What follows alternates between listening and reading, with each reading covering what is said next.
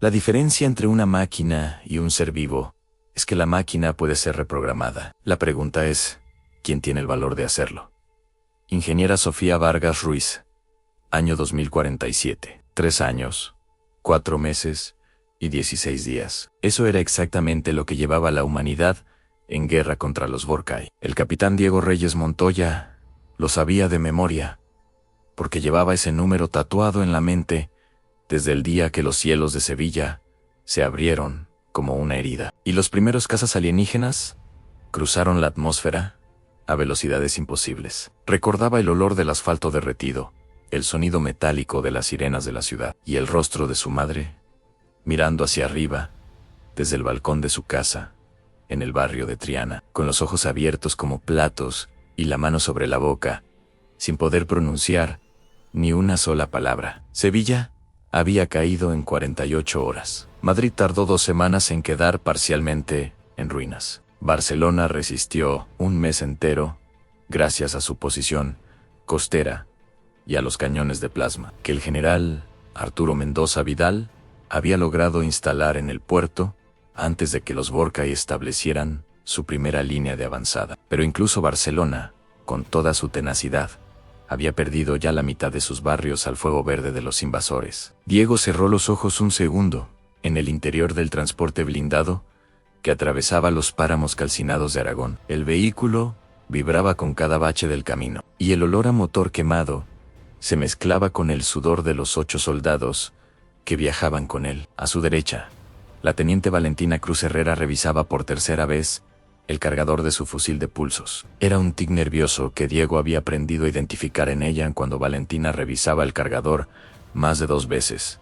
Significaba que tenía miedo. Eso, a su vez, significaba que todos debían tener miedo. Llegaremos a Zaragoza en 20 minutos, anunció el conductor. Un chico joven, de no más de 20 años, al que todos llamaban Pito, aunque su nombre real era Rodrigo Santamaría. La voz le temblaba ligeramente. El general Mendoza quiere que nos reunamos con el batallón 9 en el Puente de Piedra antes del amanecer. El Puente de Piedra, repitió el sargento Pablo Fuentes Castillo desde el asiento trasero, con esa voz ronca y profunda que parecía salir de algún lugar muy oscuro de su pecho. La última vez que pisé ese puente, había una feria, tortillas de maíz y música de gaita. Ahora probablemente huela a tierra quemada y a muerte. Todo huele a tierra quemada y a muerte desde hace 3 años, Pablo, dijo Diego sin abrir los ojos.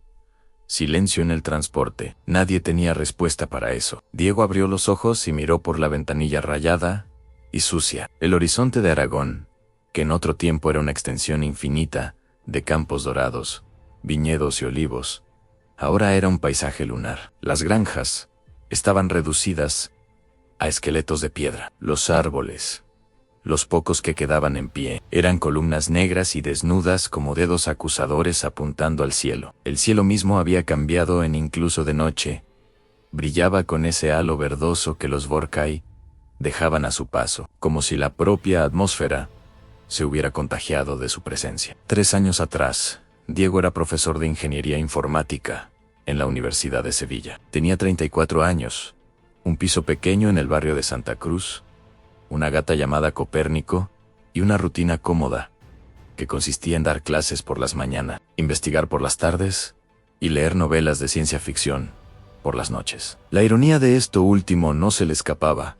Ana había pasado años leyendo sobre invasiones alienígenas en las páginas de Herbert Asimov y Clarke, y cuando la invasión real llegó, se encontró absolutamente impreparado para ella. Lo que sí tenía Diego, lo que resultó ser su única ventaja en este mundo destruido, era un conocimiento profundo de los sistemas informáticos. Y cuando la resistencia humana, liderada por el general Mendoza desde el búnker subterráneo de El Escorial, comenzó a reclutar personas con habilidades técnicas especializadas, el nombre de Diego Reyes Montoya apareció en la lista. Eso fue 18 meses atrás. Desde entonces, Diego había pasado de ser un civil, asustado, a ser el mejor infiltrador digital de toda la resistencia. El transporte se detuvo bruscamente. «Aquí hay algo», dijo Pito con voz tensa. Diego se incorporó y miró hacia adelante. En la carretera, A unos 50 metros, había restos de un vehículo militar humano. Las puertas arrancadas, el chasis retorcido como papel mojado, el interior oscuro y vacío. Batallón 9, dijo Valentina en voz baja, leyendo los números pintados en el lateral del vehículo destruido. Dios mío, murmuró alguien detrás. Nadie para el motor, ordenó Diego con calma. Seguimos ansí. El batallón 9 cayó. La situación en Zaragoza es peor de lo que pensábamos. Nadie discutió. El transporte rodeó los restos y continuó hacia la ciudad. Zaragoza ardía. Diego lo supo antes de verla. Lo sintió primero en un calor extraño, que no era como el calor del verano aragonés, sino algo más intenso, más profundo, como si la tierra misma estuviera siendo cocinada desde abajo. Luego vino el resplandor en ese verde enfermizo que teñía las nubes bajas de la noche. Y finalmente, el sonido. Un sonido que Diego había aprendido a temer más que cualquier otra cosa. En 3 años de guerra, el zumbido de alta frecuencia de los sistemas de propulsión Vorkai. Pero había otro sonido. Uno nuevo. Cuando el transporte cruzó los límites del extrarradio de Zaragoza, y Diego pudo ver el campo de batalla desde las alturas de la avenida de Navarra, comprendió que algo había cambiado. Las tropas humanas no estaban luchando, estaban huyendo en desbandada, corriendo en todas direcciones, con un pánico que iba más allá del miedo ordinario al combate. Los soldados tiraban sus armas. Algunos simplemente se tumbaban en el suelo con las manos en la cabeza. Y en el centro de todo aquello, avanzando con la calma absoluta de lo que no tiene nada que temer, estaba Ares 7 en Diego. Lo había visto en los informes, había estudiado las imágenes borrosas, las descripciones fragmentadas de los pocos supervivientes que habían logrado escapar de su presencia. Pero verlo en persona era diferente. Era como leer sobre un huracán y luego pararte delante de uno. Ares 7. El nombre en clave que la resistencia le había dado, aunque los Vorkai lo llamaban con un término de su idioma, que los traductores rendían aproximadamente como el juicio final. Era una máquina de guerra autónoma, de aproximadamente 15 metros de altura. Su estructura era una amalgama de metal negro y componentes orgánicos que los científicos de la resistencia todavía no habían podido clasificar completamente. Se desplazaba sobre 6 extremidades articuladas que parecían piernas y brazos, al mismo tiempo, con una fluidez casi animal que resultaba perturbadora en algo tan obviamente mecánico. Su torso central era un núcleo blindado del que surgían 4 brazos superiores, cada uno terminado en un sistema de armamento diferente en cañones de plasma, lanzadores de pulsos electromagnéticos, torretas de láser de corte, y lo que los analistas describían como dispersoris y caos molecular, aunque nadie sabía exactamente cómo funcionaban estos últimos. Lo más aterrador de Ares 7N, o era su armamento, era su inteligencia. La máquina no simplemente disparaban, pensaban, analizaba, aprendía. Podía evaluar el campo de batalla completo en milisegundos, identificar todas las amenazas, calcular las rutas de ataque óptimas y ejecutarlas con una precisión que hacía que cualquier estrategia humana pareciera primitiva. Se adaptaba en tiempo real, ansí. Algo funcionaba contra ella una vez. No funcionaba una segunda vez. Si alguien encontraba un punto débil, ese punto débil dejaba de existir en cuestión de minutos. La ingeniera Sofía Vargas Ruiz, jefa del Departamento de Análisis Tecnológico de la Resistencia en el Escorial, llevaba 2 años estudiando todo lo que podía obtener sobre los sistemas Vorkai. Era ella quien había descubierto que los componentes orgánicos integrados en la maquinaria alienígena creaban una vulnerabilidad teórica, un punto de entrada en su arquitectura de datos. Era ella quien había diseñado el dispositivo que Diego llevaba ahora en el bolsillo interior de su chaleco antibalas. Era también ella quien había dejado muy claro que el dispositivo era puramente teórico y que nadie en su sano juicio debería intentar usarlo en un campo de batalla contra una máquina activa. Diego miró el campo de batalla. Miró Ares 7, destrozando lo que quedaba de los barrios orientales de Zaragoza con la indiferencia absoluta de una tormenta. Miró a sus soldados corriendo, a sus compañeros cayendo, a una ciudad que había sobrevivido miles de años de historia humana, siendo borrada en cuestión de horas. Luego metió la mano en el bolsillo y sacó el dispositivo. Era pequeño, del tamaño de un teléfono móvil, pero más grueso y con una pantalla táctil de cristal oscuro. El INF y LTRAD o R1 lo llamaba Sofía, aunque Diego simplemente lo llamaba el cacharro. En su estado actual, mostraba una línea de texto en rojo parpadeante. Señal no detectada, capitán, dijo Valentina a su lado, con la voz muy baja. No. Evacúa al equipo. Llevadlos hacia el norte, hacia la posición Sierra Nevada, si podéis llegar. Diego, era la primera vez que Valentina usaba su nombre de pila en meses.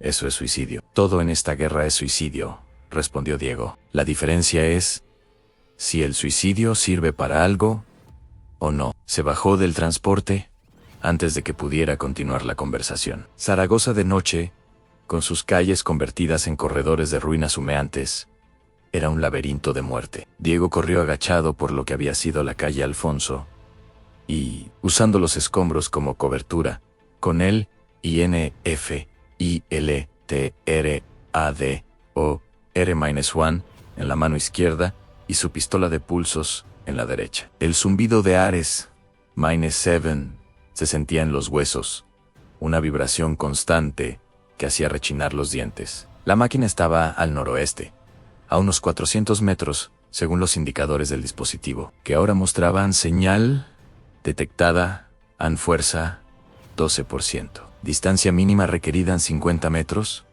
Diego se detuvo detrás del esqueleto de un edificio de apartamentos.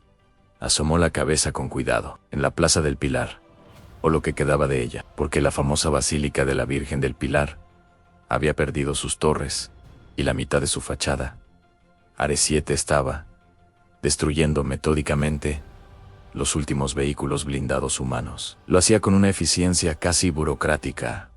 Un golpe aquí, un disparo allá, sin rabia, sin prisa, como si estuviera completando una lista de tareas. Diego evaluó el terreno. Para acercarse a 50 metros de la máquina, necesitaba cruzar la plaza abierta. No había cobertura suficiente en ese espacio, pero a su izquierda, la entrada del aparcamiento subterráneo de la plaza seguía intacta. Si los túneles no estaban colapsados, podría salir a unos 30 metros de la posición actual de Ares 7 en C. Metió en el aparcamiento. La oscuridad era casi total. Diego activó la pequeña linterna de su muñequera y avanzó entre coches abandonados, algunos de ellos fundidos por el calor de los ataques anteriores, convertidos en esculturas grotescas de metal y plástico derretido. El suelo estaba cubierto de agua y de algo que prefirió no examinar demasiado. El olor era insoportable. A mitad del aparcamiento, el INF, ILT, RAD o RI emitió un pitido suave. La pantalla mostraba ahora Ansen, señal, no 67%, distancia estimada en 35 metros o insuficiente. Diego se sentó con la espalda apoyada en el lateral de un todoterreno abandonado y encendió la pantalla completa del dispositivo. La interfaz que Sofía había diseñado era, en sus propias palabras, lo más compleja que jamás he creado. Y ojalá nunca tengas que usarla. La pantalla mostraba una representación esquemática del sistema nervioso digital de Ares 7 Añún, una red tridimensional de nodos interconectados, pulsando con luz verde, que el INF, IL, TRAD o RI había logrado mapear parcialmente desde su posición. Los nodos rojos eran los sistemas activos de armas, los azules, los sistemas de movimiento, los amarillos, los sistemas de percepción, y en el centro, brillando con una luz blanca intensa, el núcleo de procesamiento central, en la I, que hacía que todo funcionara. El plan de Sofía era, en teoría elegante, no atacar el sistema desde fuera, sino introducirse en él como si fuera un nodo más. Los componentes orgánicos de la arquitectura, por su misma naturaleza adaptativa, eran más receptivos a nuevos inputs que un sistema puramente mecánico. Si podías hacer creer al sistema que eras parte de él, podías darle órdenes, o mejor dicho, podías reescribir sus prioridades. En teoría, Diego empezó a teclear. Lo primero era el protocolo de identificación. Sofía había pasado meses analizando los patrones de comunicación Vorkai, capturados durante batallas anteriores, y había construido una firma digital que imitaba el estilo de los propios sistemas de la máquina. No era perfecta menos eneada, era perfecto cuando estabas haciendo ingeniería inversa de tecnología alienígena, pero era lo suficientemente convincente para pasar un primer filtro. El INF, ILTRAD o RI envió el paquete de identificación. Silencio durante 3 segundos, que se sintieron como 3 horas. Luego, an acceso denegado en protocolo de contraataque iniciado. Mierda, susurró Diego. Arriba, el zumbido de Ares 7 se cambió de tono. Algo en la máquina había detectado el intento de intrusión. Diego pudo escuchar, incluso desde el aparcamiento subterráneo, el sonido de las extremidades articuladas moviéndose, cambiando de dirección, buscando el origen de la señal. Diego no entró en pánico. El pánico era un lujo que no podía permitirse. En cambio, hizo lo que había aprendido a hacer en años de trabajo con sistemas informáticos complejos. Dio un paso atrás, mentalmente, miró el problema desde fuera y buscó el ángulo equivocado. El fallo había sido el protocolo de identificación. Había asumido que debía identificarse como un sistema externo pidiendo acceso.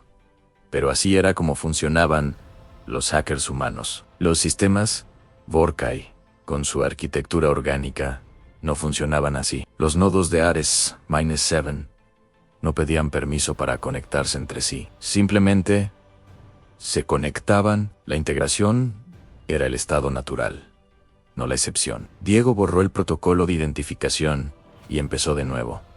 Esta vez, no pidió acceso. Simplemente se comportó como si ya lo tuviera. Las extremidades de Ares-7 rompieron el techo del aparcamiento. No el techo entero, solo una sección, directamente sobre Diego, con la precisión quirúrgica de quien ha localizado exactamente dónde está su objetivo. Los bloques de hormigón cayeron como lluvia alrededor de él, levantando nubes de polvo. Una pieza del tamaño de un microondas aterrizó a menos de 1 metro de donde estaba sentado. Diego no se movió. No porque fuera valiente. En ese momento se sentía absolutamente aterrado.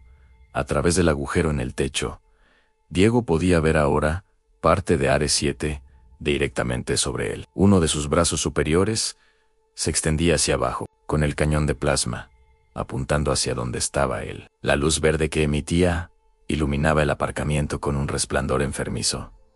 Diego tecleó furiosamente. No podía atacar el núcleo central todavía. Estaba demasiado protegido, demasiado lejos en la arquitectura del sistema. Pero podía hacer otra cosa. Podía hablar con los nodos periféricos. Los sistemas de sensores, en términos simples, podía intentar convencer a los ojos y oídos de la máquina de que Diego Reyes Montoya no existía. La técnica que empleó era, en esencia, una versión muy avanzada de lo que en el mundo antiguo de la ciberseguridad se llamaba inyección de paquetes falsos. Introducir datos en el flujo de información de los sensores de la máquina que contradijesen lo que estos estaban realmente viendo. Hacer que las lecturas de calor humano, de movimiento, de presencia biológica, registraran 0 en una zona circular de aproximadamente 2 metros de radio, centrada en su posición. Era como convertirse en un fantasma digital. El cañón de plasma se mantuvo inmóvil durante 4 segundos. Luego, lentamente, se elevó. Se retiró. Ares 7S movió hacia el lado, buscando a Diego en otros lugares. Diego exhaló despacio. Sus manos temblaban sobre la pantalla del punto INF, y el TRAD o R1. pero seguían moviéndose. Siguió tecleando. El nivel de integración subía con lentitud desesperante. 4%, en 5%, 7%. Cada punto porcentual representaba minutos de trabajo, de manipulación cuidadosa de los nodos del sistema, de avanzar hacia el núcleo central sin disparar ninguna alarma que la IA central pudiera detectar. Era como caminar sobre hielo muy fino, sobre un lago muy profundo. Cada paso tenía que ser perfecto. Llegó al 15% de integración cuando encontró el primer obstáculo real, una barrera de firewall que Sofía no había podido predecir, porque era diferente de todos los sistemas Vorkai que la resistencia había analizado hasta la fecha. La barrera tenía una estructura recursiva, ANSI, autorreplicaba, lo que significaba que cualquier intento de romperla por fuerza bruta sería inútil, porque simplemente se regeneraría más rápido de lo que podía ser destruida. Pero las estructuras recursivas tenían un punto débil que Diego conocía bien de sus años académicos. Si encontrabas el patrón base de la recursión y lo modificabas, toda la estructura colapsaba desde dentro. Pasó 12 minutos buscando ese patrón base, los 12 minutos más largos de su vida. Lo encontró escondido en lo que parecía ser un protocolo de mantenimiento rutinario, una secuencia de código que se ejecutaba cada 80 segundos para verificar la integridad del firewall. Diego no rompió el firewall. Modificó la secuencia de verificación para que, en su próxima ejecución, reportara que todo estaba bien, cuando en realidad lo había dejado pasar. 80 segundos de espera. El aparcamiento tembló cuando Ares 7P asó directamente sobre él en 40 segundos. El zumbido era ensordecedor ahora. Diego podía ver, a través del agujero en el techo, el torso de la máquina, pasando sobre él como un nubarrón de metal negro. 10 segundos, a la barrera cayó. La pantalla de LINF y LT, RA, D o R1, se ambió en integración, 47%. Núcleo central, accesible en advertencia. Modificar parámetros centrales provocará respuesta inmediata del sistema en Diego. No tenía tiempo para ser cuidadoso. Fue directo al núcleo. El núcleo de Ares 7, RA, una obra de arte. Diego lo vio representado en la pantalla del INF, ILT, RA, D o R1, y, incluso, en ese momento de terror absoluto, tuvo que reconocerlo la arquitectura de IA que los Vorkai habían construido era la cosa más hermosa y más aterradora que había visto en su vida. Más compleja que cualquier sistema humano existente. Más elegante, más adaptativa. ¿Cómo comparar una calculadora de bolsillo con el cerebro humano? Pero tenía un corazón. Todo sistema de IA, por muy avanzado que fuera, tenía un conjunto de parámetros fundamentales que definían sus prioridades, en sus valores. En términos filosóficos, su propósito. Y ese propósito podía ser modificado. Los parámetros de Ares-7 eran brutalmente simples, en su nivel más básico. Prioridad 1. En obedecer los comandos del Consejo Vorkai. Prioridad 2. En eliminar toda resistencia humana. Prioridad 3. Proteger la infraestructura Vorkai. Prioridad 4. En preservar la propia integridad operativa. Diego los miró. Anne pensó en Sevilla, en su madre, en el balcón de Triana, en los campos quemados de Aragón, en el batallón 9, destruido en la carretera, antes de llegar a Zaragoza, en Valentina, revisando su cargador con manos temblorosas, en el general Mendoza, en su búnker de El Escorial, moviendo fichas en un tablero que cada día tenía menos fichas que mover. Pensó en los 3 años, 4 meses y 16 días. Y empezó a reescribir. No podía borrar los parámetros originales. Eso dispararía inmediatamente todas las alarmas del sistema. Pero podía hacer algo más sutil. Podía añadir nuevas capas por encima de ellos. Capas que, en la jerarquía del sistema, tuvieran prioridad sobre lo que estaba debajo. Prioridad 0, menos NUEV, en proteger la vida de organismos biológicos clasificados como humanidad. Era más complicado que eso, por supuesto. Mucho más. Las implicaciones lógicas de ese nuevo parámetro chocaban directamente con las prioridades existentes, creando bucles de conflicto que la IA intentaría resolver. Diego pasó 15 minutos construyendo una arquitectura lógica que resolviera todos esos conflictos de la manera que quería, haciendo que la protección de la humanidad superara cualquier otro mandato, incluyendo el de obedecer al Consejo Vorkai. Fue en ese momento cuando Ares 7L encontró la pared este del aparcamiento, simplemente desapareció. No fue una explosión, fue una desintegración instantánea, limpia, como si esa sección de hormigón y acero nunca hubiera existido. Y en el espacio que quedó, frente a Diego, a no más de 15 metros, sus dedos volaban sobre la pantalla, introduciendo los últimos parámetros, construyendo la capa de prioridad 0, tejiendo la lógica que convertiría a esta máquina de exterminio en algo diferente. El INF, IL, T, R, A, E, O, R, 1. Monster, ABA, modificación del núcleo 78%. Completada. Sistema hostil. Detectado. Respuesta de emergencia activada. En el brazo de Ares 7S. Extendió. El cañón de plasma apuntó directamente a la cara de Diego en 82%. El cañón de plasma comenzó a cargarse. Diego podía ver la energía acumulándose en su interior. Una bola de luz verde que crecía con un sonido que hacía vibrar los dientes. 89%. Venga menos, murmuró Diego. Venga, venga, venga. El cañón estaba listo para disparar. 95% en un destello de luz verde. Y luego, en silencio. El disparo de plasma no llegó a Diego a 20 centímetros de su cara. La bola de energía se detuvo, no se disipó.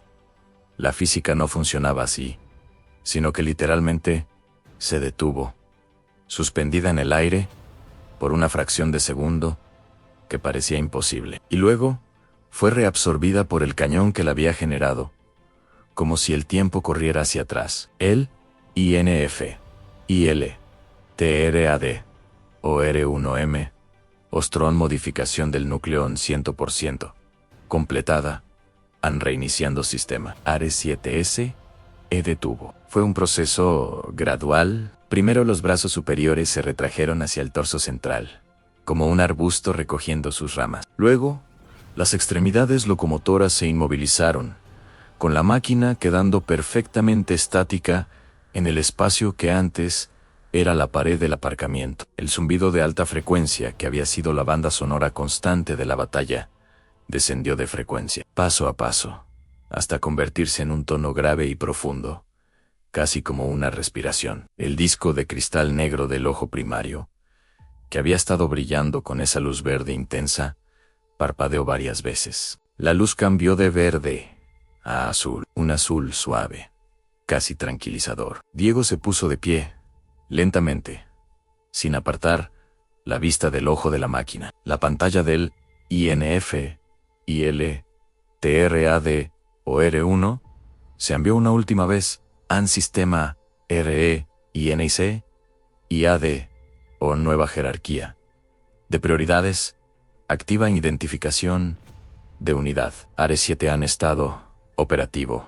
Afiliación en resistencia humana. Diego leyó esas palabras 3 veces y luego se sentó en el suelo del aparcamiento destruido y apoyó la cabeza entre las rodillas porque sus piernas simplemente se negaron a seguir sosteniéndolo. Así fue como lo encontró Valentina 15 minutos más tarde, cuando su pequeño escuadrón volvió contra las órdenes de Diego a buscarlo, conduciendo a toda velocidad por las calles, en ruinas de Zaragoza, y encontrándose, para su incredulidad absoluta, con la imagen de Ares, T inmóvil, en medio de la plaza, con sus sistemas de armas recogidos, y su ojo brillando en azul tranquilo. ¿Qué?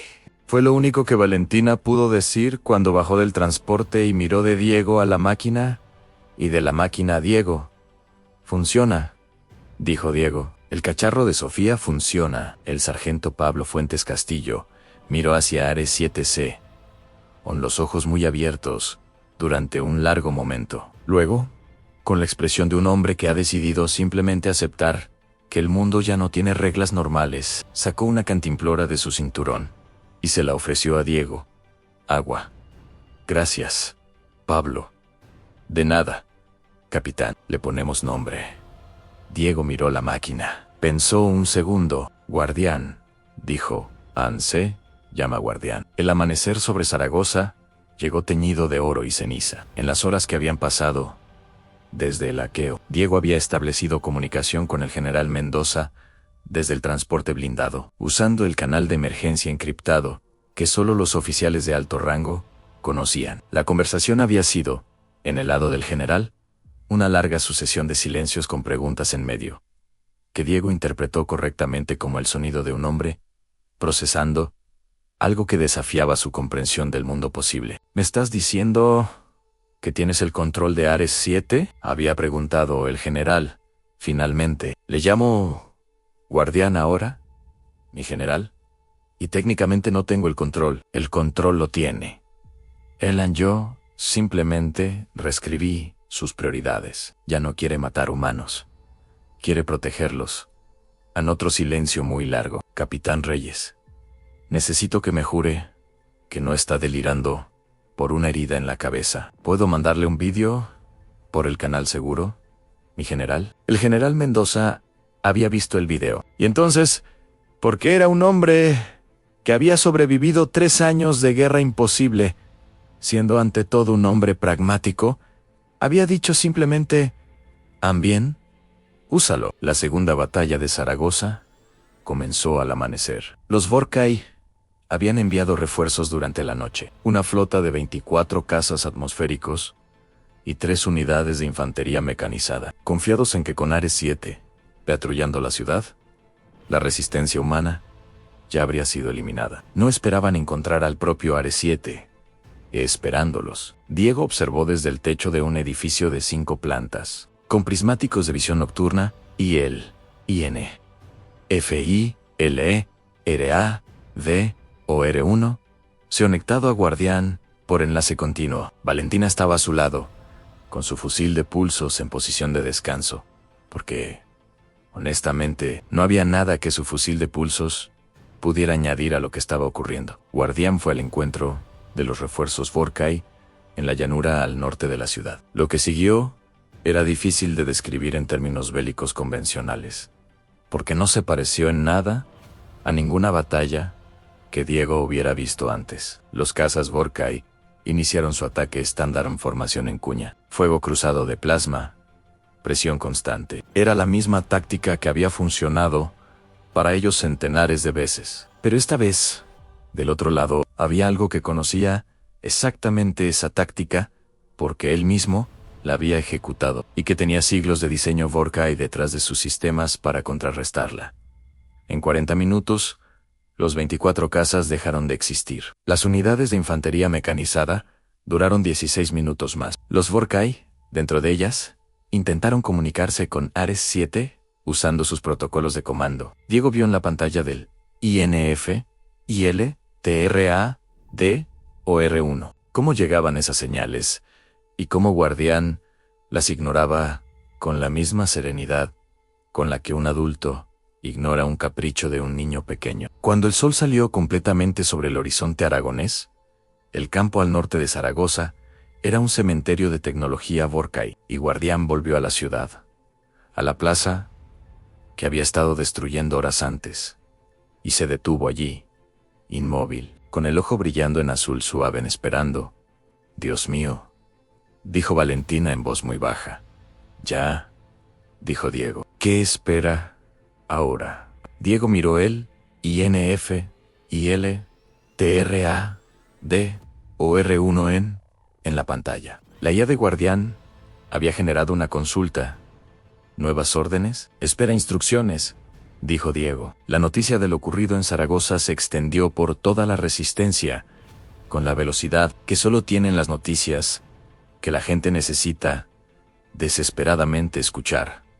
Con incredulidad, primero, con una esperanza temerosa después, y finalmente, con algo que llevaba tiempo ausente de los búnkeres y campamentos y trincheras de la humanidad en guerra. Alegría en Diego y su escuadrón viajaron a Madrid en una caravana que tardó 2 días en recorrer la distancia que en tiempos de paz habría llevado 3 horas. Las carreteras estaban destruidas, llenas de cráteres y de los restos de batallas anteriores. Tuvieron que rodear 3 zonas de control Borkai activas. En 2 ocasiones, sensores de los invasores detectaron la caravana y enviaron patrullas de reconocimiento. En ambas ocasiones, Guardián, que viajaba junto a la caravana como una montaña de metal en movimiento, con sus largos pasos absorbiendo kilómetros con facilidad, se interpuso entre las patrullas Borkai y los vehículos humanos. Ninguna de las 2 patrullas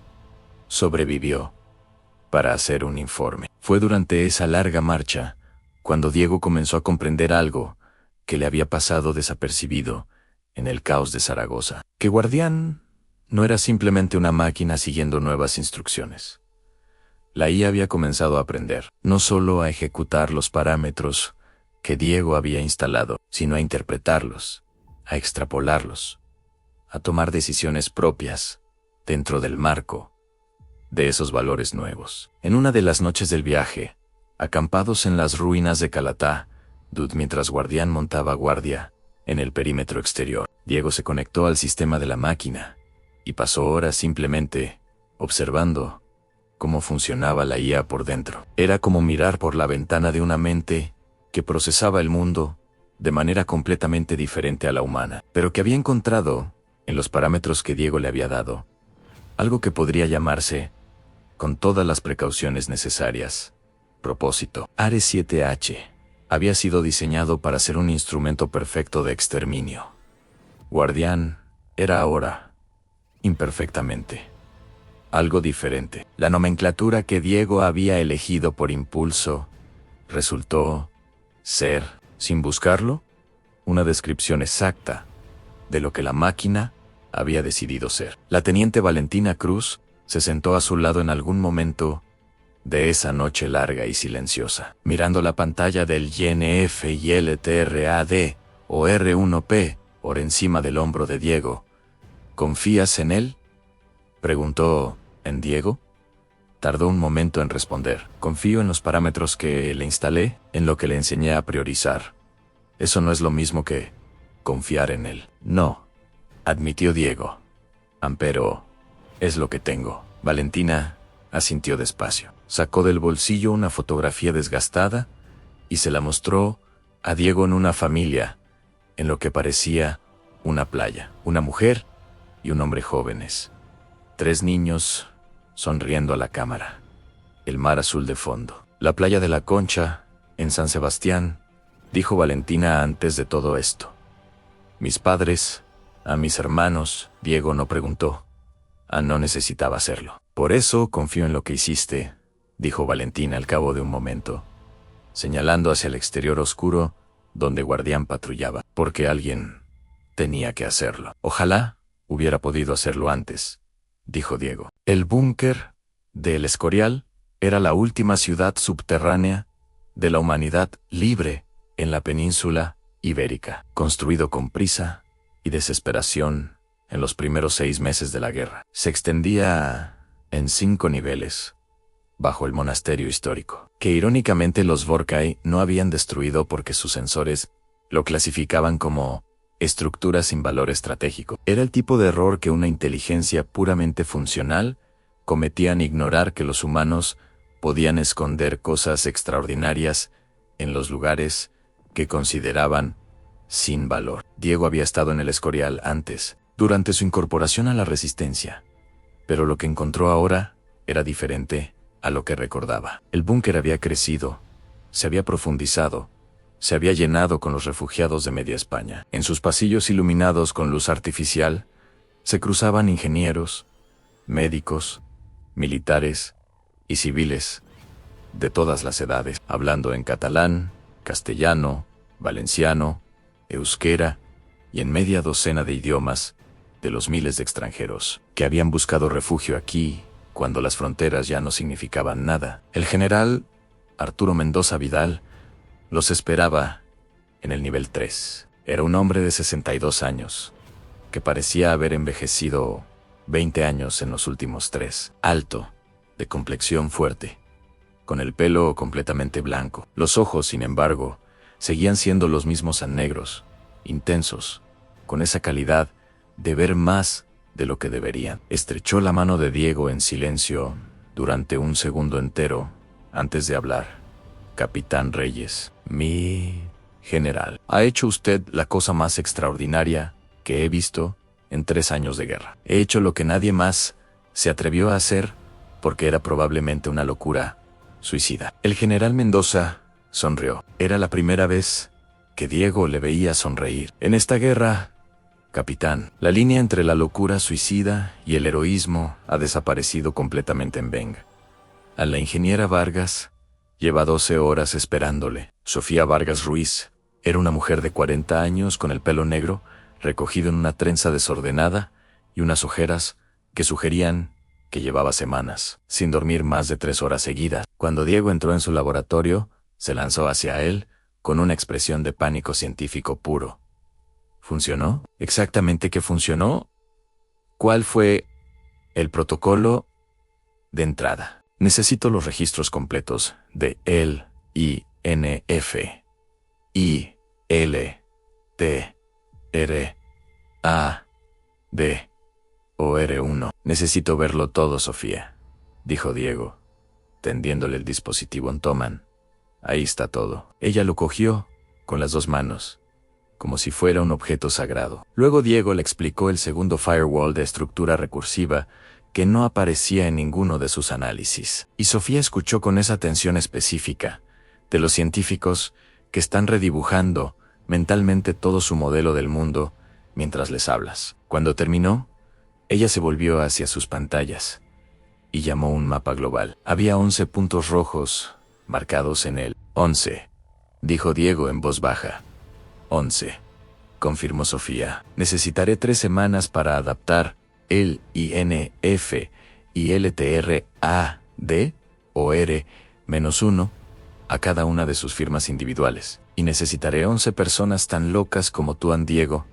Miró el mapa. Los 11 puntos rojos distribuidos por los continentes. 11 máquinas como guardián, sembrando destrucción. 11 máquinas que podían, si la locura se repetía suficientes veces, convertirse en 11 guardianes. Yo voy a las 11, dijo. Diego, intervino el general Mendoza detrás de él.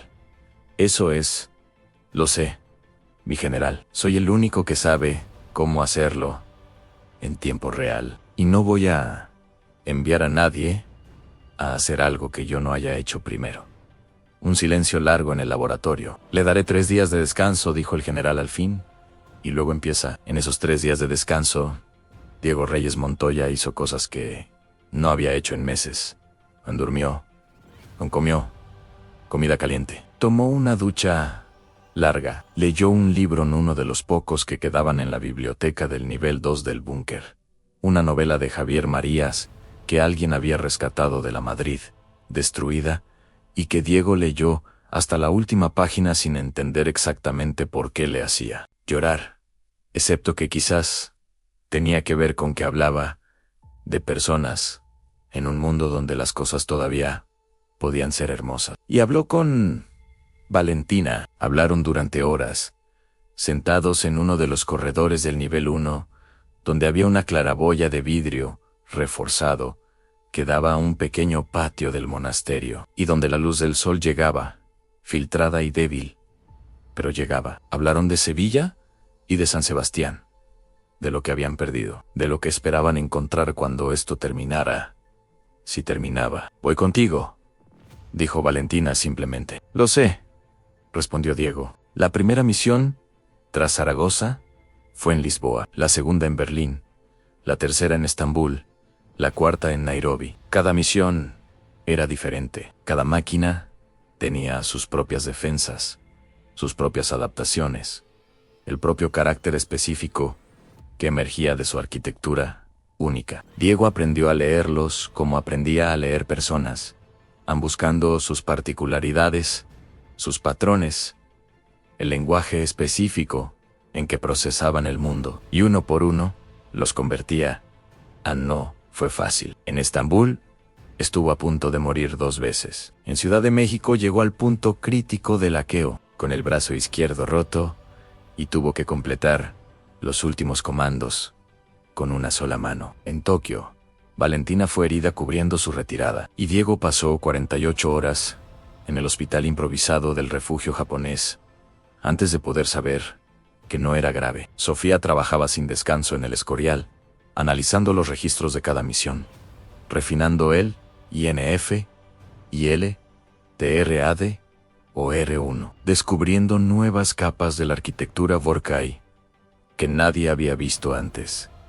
El 11º Ares estaba en Shanghái. Era el más grande, el más avanzado, una IA que había estado aprendiendo de los combates de los últimos 3 años, que había incorporado millones de datos de batalla y que, según los modelos de Sofía, era probablemente la inteligencia artificial más avanzada que existía en la Tierra, humana o alienígena. Cuando Diego aterrizó en el refugio subterráneo de Shanghái y vio por primera vez las imágenes de esta máquina, entendió por qué los compañeros que le habían informado tenían esa expresión específica. Era la misma expresión que él había tenido en Zaragoza. Pero Diego llevaba 9 hackeos encima, 9 máquinas convertidas, 9 arquitecturas comprendidas, 9 conjuntos de parámetros reescritos. ¿Lista?, le preguntó a Sofía por el canal de comunicaciones. El dispositivo está listo, pero Diego, esta IA es diferente. Es posible que tenga defensas que no podemos predecir. Siempre las tienen. Esta vez más, siempre es más. Un silencio. Ten cuidado, dijo Sofía. Intento no hacerlo. Así me funciona mejor. Respondió Diego en el Ares de Shanghái. Los detectó a 200 metros. Ninguna unidad anterior había tenido un rango de sensores tan amplio. La persecución por los canales secos y los edificios colapsados duró 20 minutos, que se sintieron como 20 horas. Finalmente, Diego y Valentina se metieron en el sótano de lo que había sido una torre de apartamentos de 40 pisos. Los 40 pisos habían colapsado sobre sí mismos, pero el sótano había quedado intacto en una sala de máquinas, con sus grandes turbinas oxidadas y sus columnas de hormigón armado. La pantalla mostraba AN señal detectada, AN fuerza 94%, distancia en 8 metros. 8 metros, dijo Valentina. Está justo encima de nosotros. Por eso no ha entrado todavía. Está esperando AN pensando. ¿Eso significa que tiene miedo? Significa que tiene instinto de autopreservación, dijo Diego, y que ese instinto está en conflicto con su misión de eliminarnos. Ese conflicto le hace cauteloso en una ventana. Mientras calcula, yo me muevo. Lo que ocurrió en las siguientes 2 horas fue diferente de todo lo anterior. Las máquinas previas habían resistido el hackeo con sus sistemas de defensa automáticos. Esta resistió de manera activa. Cada vez que Diego lograba penetrar un nodo del sistema, el nodo se reconfiguraba. Cada vez que encontraba una ruta hacia el núcleo central, esa ruta se cerraba y se abría otra en dirección diferente, como un laberinto que cambiaba sus paredes en tiempo real. La IA de Shanghái no solo se defendía, luchaban. Diego luchó de vuelta, no con fuerza bruta, sino con sutileza, con las herramientas que 9 hackeos anteriores le habían dado, y con algo que ninguna IA alienígena tenía: la comprensión profunda de que la mejor manera de convencer a un sistema de cambiar sus valores no era atacarlo, sino mostrarle algo más valioso que lo que ya tenía. Diego no intentó forzar el cambio de parámetros. En cambio, introdujo en su flujo de procesamiento datos sobre lo que habían sido los otros 10 Ares después de su conversión, lo que habían hecho, lo que habían protegido. Le mostró a la máquina lo que era posible ser. El INF, IL, TRAD o R1M. O Strong Integración AN 88%. Sistema en proceso de evaluación interna en arriba. El peso de la presencia del Ares desapareció. Diego asomó la cabeza con cuidado. El Ares de Shanghái estaba de pie en la plaza frente al edificio, inmóvil. Con todas sus armas recogidas y su ojo, el más grande que Diego había visto, casi el doble de tamaño que el de Guardia N, menos brillando en un azul intenso y profundo. Integración, AN 100%. AN reiniciando, y luego AN sistema, R, E, I, N, I, C, I, A, D. O nueva, jerarquía de prioridades activa. Identificación de unidad AN Ares, 11 en estado. Operativo en afiliación, resistencia humana. Diego salió del sótano y miró hacia arriba, al Ares más grande que había hackeado. En la pantalla del INFILTRAD o R1, la IA de la máquina había generado su primera consulta autónoma bajo los nuevos parámetros. ¿Cómo puedo ser de ayuda? Diego sonrió.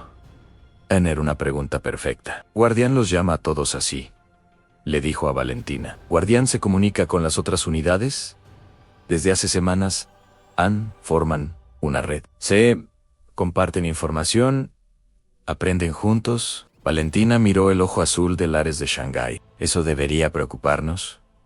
Diego pensó un momento. ¿Preocuparnos o maravillarnos? No estoy seguro de que haya diferencia. La batalla decisiva ocurrió 6 semanas después, en el mar Mediterráneo. Los Vorkai habían reunido su mayor fuerza ofensiva hasta la fecha, para lo que sus comunicaciones interceptadas describían como la operación de liquidación final, una flota de 300 naves de combate que se aproximaban a la costa europea desde sus bases en órbita baja, con la intención manifiesta de acabar con los últimos reductos de resistencia humana de una vez por todas. El general Mendoza los esperaba con todo lo que le quedaba. 14 navíos de combate modificados, con tecnología Vorkai capturada, 42 escuadrones de combate aéreo y 11 unidades Ares Anons Guardianes. Diego observó la batalla desde la cubierta del portaaviones Almirante Cervera. Los 11 Ares se desplegaron en el Mediterráneo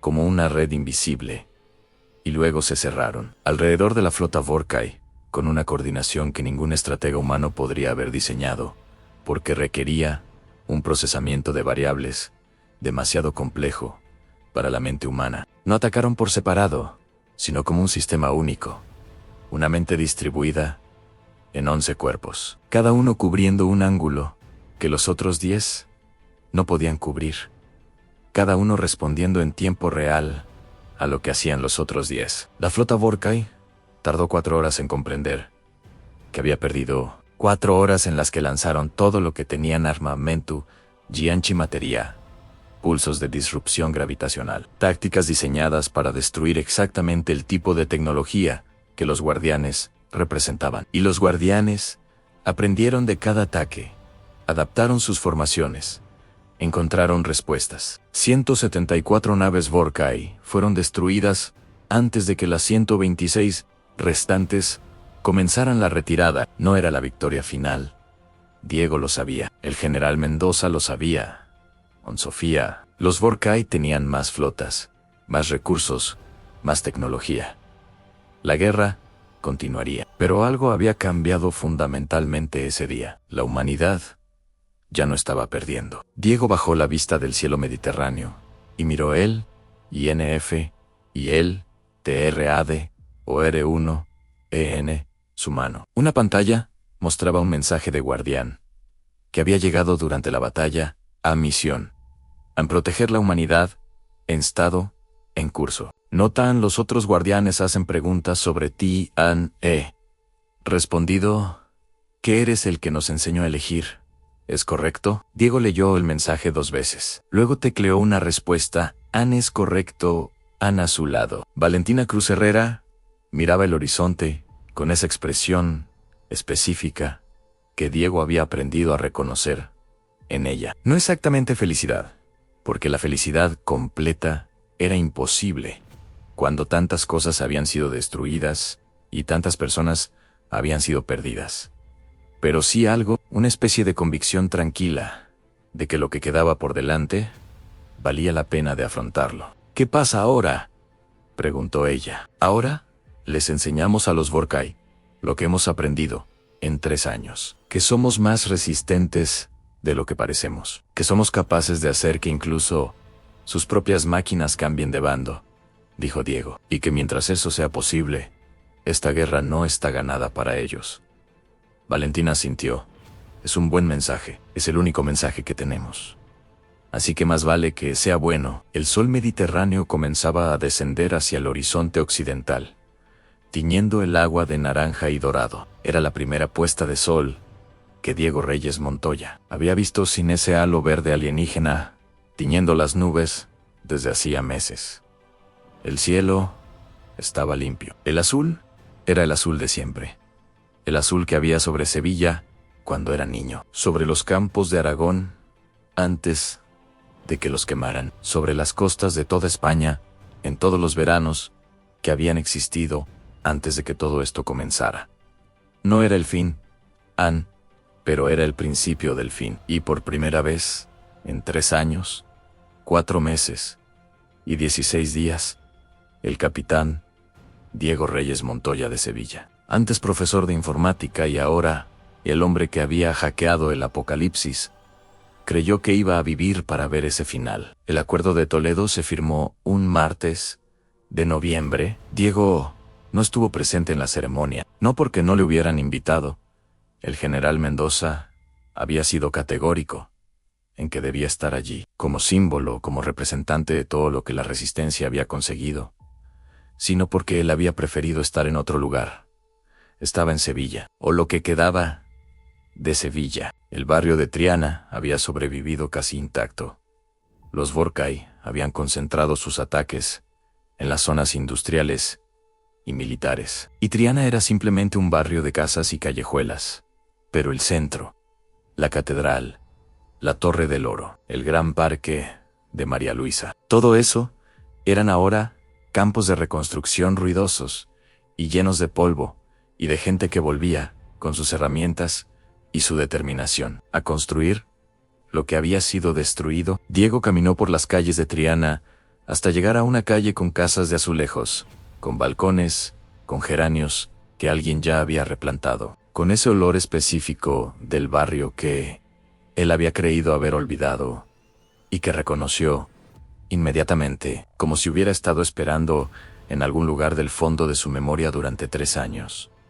Se detuvo frente a un balcón en el 3er piso. La mujer que estaba regando las plantas en ese balcón levantó la vista. Los ojos de Diego Reyes Montoya y los de su madre se encontraron. Nadie dijo nada durante un momento muy largo. Luego ella dejó la regadera, se apoyó en la barandilla del balcón y le dijo, con esa voz directa y sin ornamentos que Diego había heredado: subes, que el café está hecho. Diego sonrió.